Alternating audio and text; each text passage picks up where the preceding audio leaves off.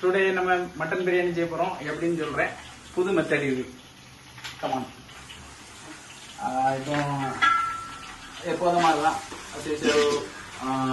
பட்டை கிராம்பு எல்லாம் போட்டுட்டு கடலெண்ணெய் ஊற்றிடுவேன். அதில் போட்டு வெங்காயம் போட்டாச்சு. நம்ம போடுறதுலாம் அதுக்கடுத்தால இப்போ புதுசாக ஜீரக சம்பாவில் பிரியாணி. அப்போ இதில் வந்து நெய் கொஞ்சம் ஊற்றிருக்கேன். இதில் கொஞ்சம் லைட்டாக ஊற்றினேன். இது எதுக்குன்னா நம்ம தண்ணியில் ஊற வச்சோம்னா அந்த தண்ணியோட அந்த பதம் தான் அந்த அரிசியில் இருக்கும். நம்ம ஆயிலோ அல்லது இப்படி நம்ம நெய்யோ போடும்போது இந்த இதில் உள்ள அந்த வளவளப்பு தன்மை அதில் இருக்கும். நம்ம அரிசி உள்ளே போடும்போது ரொம்ப அந்த சோறு ரொம்ப பதமாகி ஒரு பதத்துக்கு ஒரு அந்த மாதிரி இருக்காது. இது வந்து நல்லா வளவளன்னு நல்லா பிரியாணி வந்து பார்க்கறதுக்கும் சாப்பிட்றதுக்கும் ரொம்ப இருக்கும். அது போட்டுட்டு மிக்ஸ் பண்ணி விட்டுடணும். போட்டுட்டு ஊற வச்சிடணும். கொஞ்சம் இது வேர்ல்டுலேயே நான் தான் ஃபஸ்ட்டு செய்யணும்னு நினைக்கிறேன். இதுக்கு முன்னாடி யாரும் பண்ணதில்லை.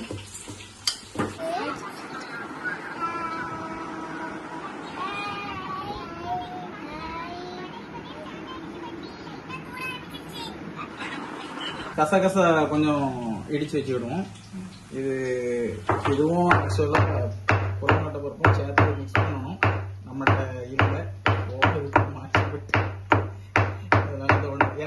ஏலக்காய் போட்டுக்கலாம்.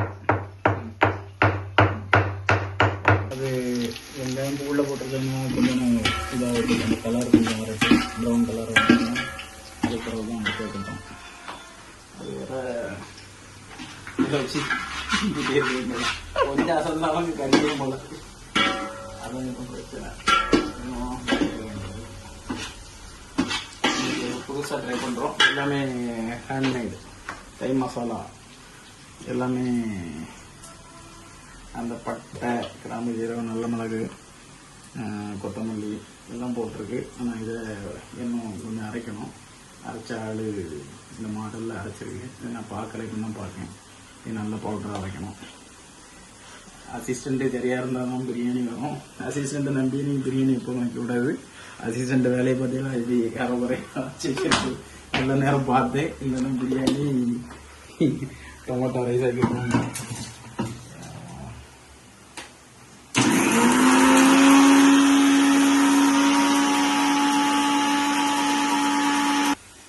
ஆயிலோடையே கொஞ்சோண்டு கேருக்கு வத்தல் கேருக்கு ரொம்ப போடலாம். அப்புறம் கொஞ்சமாக போடுவோம். ஏன்னா நமக்கு மிளகால தான் நமக்கு உரைக்கு ஏறணும். நல்லா எண்ணெய் நல்லா டார்க்காக வரும் பிரியாணி. இப்போ கொஞ்சம் போடுவோம். மட்டன் போடுறது ரெண்டுருக்கேன். அதுக்கடுத்தால எனக்கு கொஞ்சோண்டு வச்சிருக்கேன். இது வந்து அடுத்து மட்டன் போட்ட பிறகு ஏன்னா மட்டனில் கொஞ்சம் அந்த கவுச்சா விடணும். அது அந்த ஸ்மெல்லு மட்டனோட ஸ்மெல்லு வந்து வந்து அதுக்கு பிறகு இந்த மட்டனுக்கு மேலே கொஞ்சம் வந்து போடும்.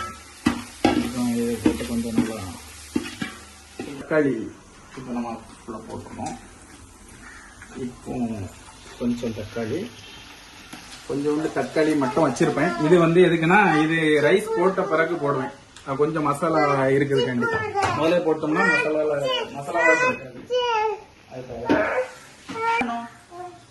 பிரியாணியே அப்ப செய்யண்டாமா? உங்களுக்கு எப்போ இந்த டாய்ஸ் இதெல்லாம் பார்த்துட்டே இருக்கும். ஒன்னும் டாய்ஸ் விடணும். அப்படி இல்லைன்னா டேப்ல தான் பண்ணணும். என்ன பார்க்கலாம்? சரி என்ன பாக்குற?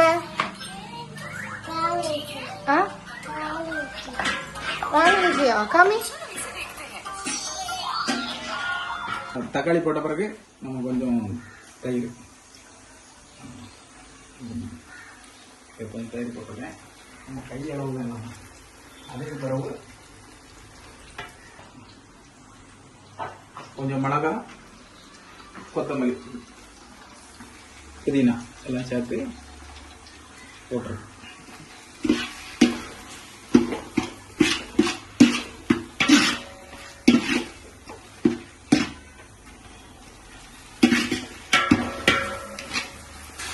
ஆயில் கொஞ்சம் கம்மியாக இருந்த மாதிரி இருக்கு. அதனால கொஞ்சம் ஆயில் எல்லாமே கையளவு தான்.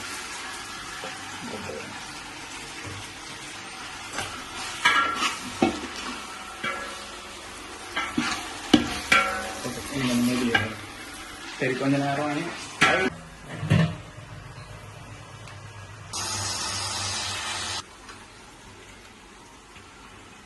கொஞ்சம் வேக வச்சிருக்கு. இது கேஸ் சரியாக இல்லாதனால, அல்லது எனக்கு இப்படி பண்ண பிடிக்காது. போட்டாச்சு. மிச்சம் வச்சிருக்க மறுபடியும் இப்போ மட்டனுக்கு மேலே நான் இப்போ இதை போடுறேன். ஏன்னா நம்ம ஆல்ரெடி குக்கரில் வச்சதுனால அது வெந்திருக்கும். ஆனால் உள்ளே வந்து எந்த மசாலாவும் இறங்கி இருக்காது. இப்போ நம்ம போடலன்னா மசாலா எதுவுமே ரொம்ப இறங்காது. இஞ்சி பூண்டு வந்து உள்ளே நல்லா பிடிக்கும். நல்லா போட்டுறது போட்டு மறுபடியும் நல்லா பிண்டி விடணும். பிண்டி விட்டுட்டு இதெல்லாம் மறுபடியும் இஞ்சி பூண்டு போட்டிருக்கோம். நல்லா கொஞ்சம் வெயிட் பண்ணுவோம். அதுக்கு பிறகு மறுபடியும் நான் சொல்கிறேன் எப்படி என்ன பண்ணுவோம். தேங்காய் பால் அரைச்சி வச்சது இதில் இருக்கு. சரி, ஓகே. தேங்காய் பால் அரைச்சி வச்சது. தேங்காய் இது ஏலக்காவும் போட்டிருக்கு. போட்டால் கொஞ்சம் வாசமாக இருக்கும், நல்லா இருக்கும். மசாலாவை இது வந்து ஹேண்ட்மேடு கை மசாலா இப்போ போட போகிறோம். ரொம்ப போட்டாலும் ஒரு மாதிரி இருக்கும்.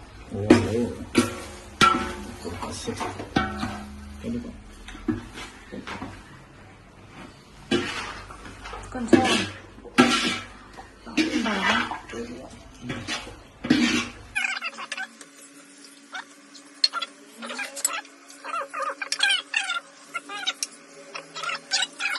இருக்கும்.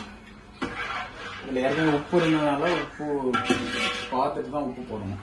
ஏற்கனவே உப்பு போட்டோம் தானே, அதனால உப்பு போட்டுருவோம். மறுபடி இப்போ என்ன பண்ண போறோம்னா, இப்போ ஏற்கனவே இது எல்லாமே மறுபடி இப்போ மிச்சத்தை போடுறேன். இது ஏன் இப்போ போடுறோம்னா, ஃபர்ஸ்ட் உள்ளது எல்லாமே மசாலா எல்லாமே கரைஞ்சிரும். இப்போ நமக்கு பிரியாணி அடிக்கும் போது மசாலா இருக்காது, மசாலா கம்மியாயிடும். அப்போ இதை திரும்ப போடும்போது இந்த மசாலா வந்து இன்னும் நமக்கு சாப்பிடும் போது நிறைய இருக்கும். அதனால இப்போ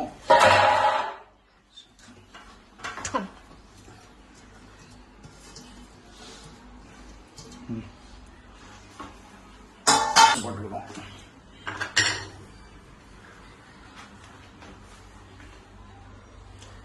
கொஞ்சம் தள்ளுபடி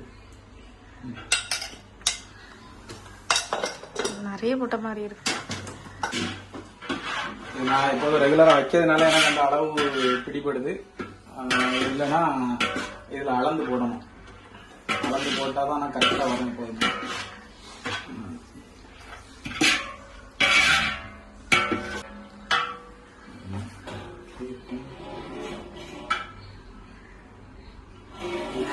நம்ம லைட்டா பார்த்துக்கலாம்.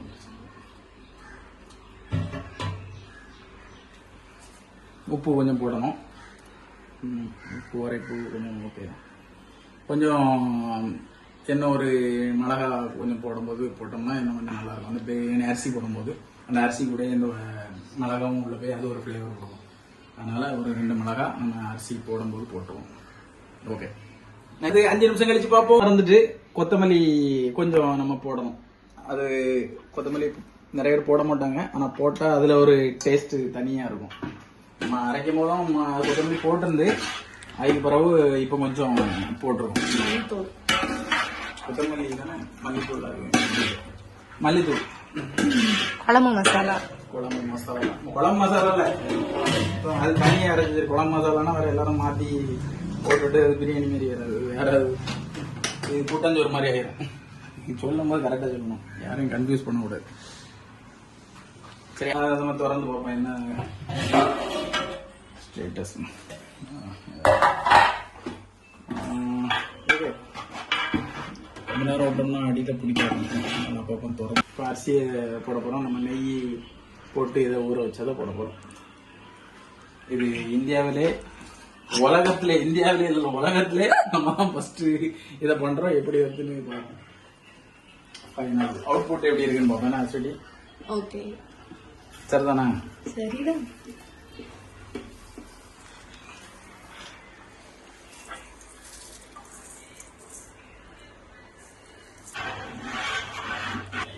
மிளகாவை போட்டு ஒரு தடவை அதை கிண்டி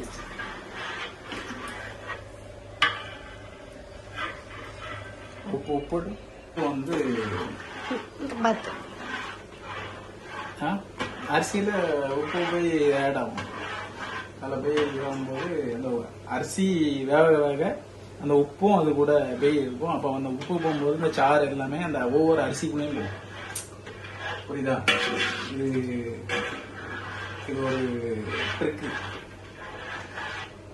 ஓபன் பண்ணி பார்ப்போம். தலையில கை கொடு. ஐயோ பிரியாணி நல்ல சூடா இருக்கு. ஓ ஃபைனலா பிரியாணி நம்ம எதிர்பார்த்த மாதிரியே வந்துட்டுன்னு நினைக்கிறேன். நல்லா உருண்டு வந்திருக்கு.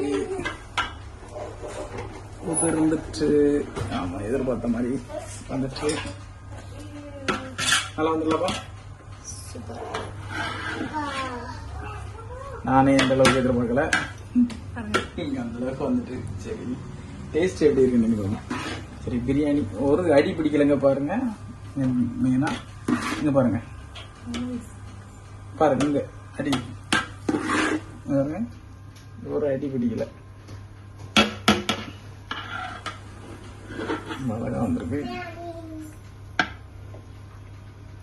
சரி கொஞ்சம் ஒரு தட்டுல கொஞ்சோண்டு அண்ணா பிரியாணி கொட்டதல்ல எல்லாத்துக்கு நல்ல நல்ல பிரியாணி.